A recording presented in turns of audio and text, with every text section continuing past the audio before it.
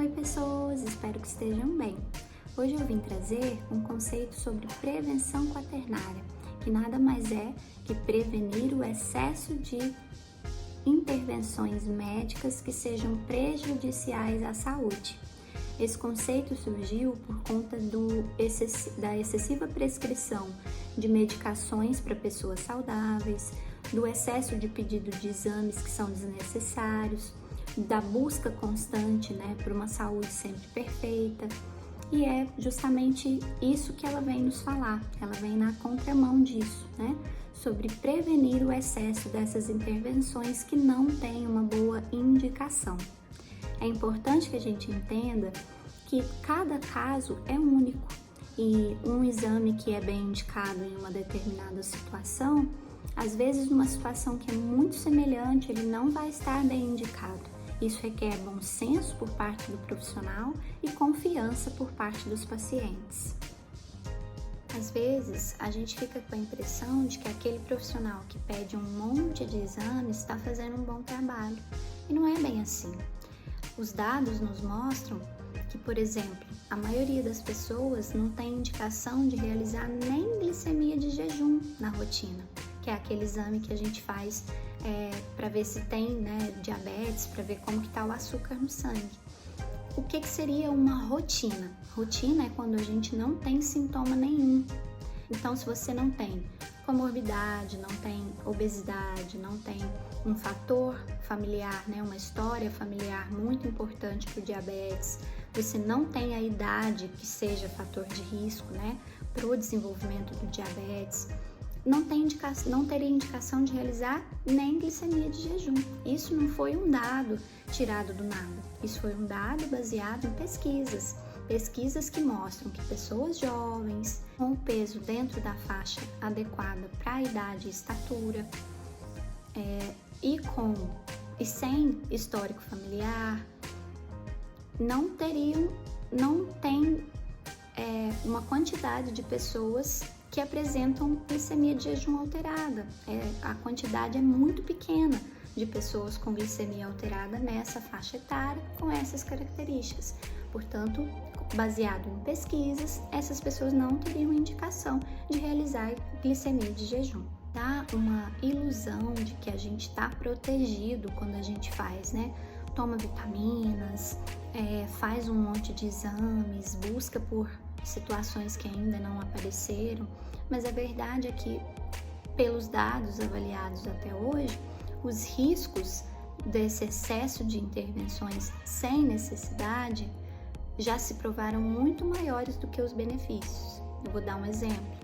Quando são realizados exames de rastreio que não têm indicação, veja bem, sem indicação, por exemplo, fora da faixa etária para o rastreamento, ou para populações que não são populações de risco para aquela determinada doença, isso é um exame de rastreio sem indicação. São realizadas biópsias para situações que aparecem, e dessas biópsias são realizadas até cirurgias para tumores que nunca evoluiriam, que nunca virariam malignos, que nunca causariam sintomas, que nunca aumentariam de tamanho. Isso tudo porque o surgimento de um tumor no paciente gera uma ansiedade muito grande e acaba sendo levado até ao estágio de uma cirurgia por conta dessa situação. E eu nem preciso falar o quanto uma biópsia tem risco de contaminação e o quanto uma cirurgia te expõe a um risco, não só de contaminação, mas de várias complicações, risco anestésico e uma série de outras complicações. Outro exemplo bastante comum é quando são realizados exames de imagem em excesso. Por exemplo, radiografias que você faz ao longo da vida. Se você começa o seu rastreio de câncer de mama sem histórico familiar, eu estou falando sempre aqui pacientes que não têm indicação. Se você tem indicação, por alguma razão, a história muda. Eu estou falando de pacientes sem indicação. Mas se você não tem indicação e começa o seu rastreio aí fazendo mamografia antes da hora, desde ali dos seus 30 anos, por exemplo, você vai realizar mamografias uma vez por ano ao longo de um período muito longo da sua vida.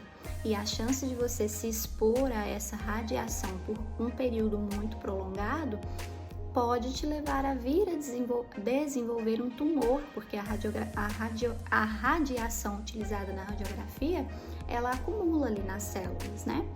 Então, é um risco do excesso de radiografias realizadas porque você começou a fazer o exame de rastreio do câncer de mama antes da hora. Não foi numa faixa etária que é normalmente indicado fazer o rastreio, certo? Ou se você realiza tomografia, ressonância, são exames que utilizam contraste. O contraste é uma substância também que tem um alto risco de alergias, e alergias que muitas vezes são graves, que podem levar a choque anafilático, que é justamente uma complicação muito grave que pode levar até a óbito. Exames de sangue também, por mais que você pense, o exame de sangue é inofensivo, não é, todo exame tem risco. Toda intervenção tem seu risco e não tem necessidade. E aqui eu não estou nem falando da questão do custo. Tudo tem custo. Às vezes você gera um custo desnecessário para o sistema de saúde ou para o seu bolso e vai seguindo aí enriquecendo, né? As indústrias farmacêuticas, os laboratórios e às vezes até convênios porque você, muito jovem, faz um convênio que você não teria necessidade, que você poderia deixar para fazer esse convênio quando você tivesse mais velho. E é nesse contexto que eu venho ressaltar mais uma vez a importância de você ter um médico de família que te acompanhe, porque quando o médico de família conhece o seu caso, conhece o seu histórico familiar e sabe bem, né, das suas situações aí ao longo do tempo, fica muito mais fácil ele te explicar, né, quais são os riscos e as consequências ali das intervenções que você tem buscado ou que sejam necessárias para o seu caso. E estabelecendo ali esse vínculo de confiança, você tem condições de realmente confiar que aquilo está indicado ou que aquilo não está indicado. Ele vai saber, através desse vínculo, quais são as suas reais necessidades. Se você tem a necessidade daquela medicação, se aquele tratamento vai ser mais agressivo do que benéfico para você.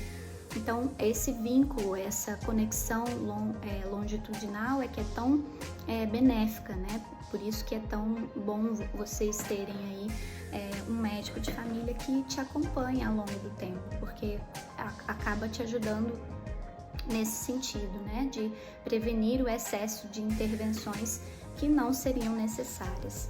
E vocês também buscarem entender o papel de vocês nesses novos conceitos que estão sendo criados aí, nessa nova sociedade que vem buscando cada vez mais uma medicina que ela é muito mais preventiva e muito mais focada nas pessoas e não nas doenças.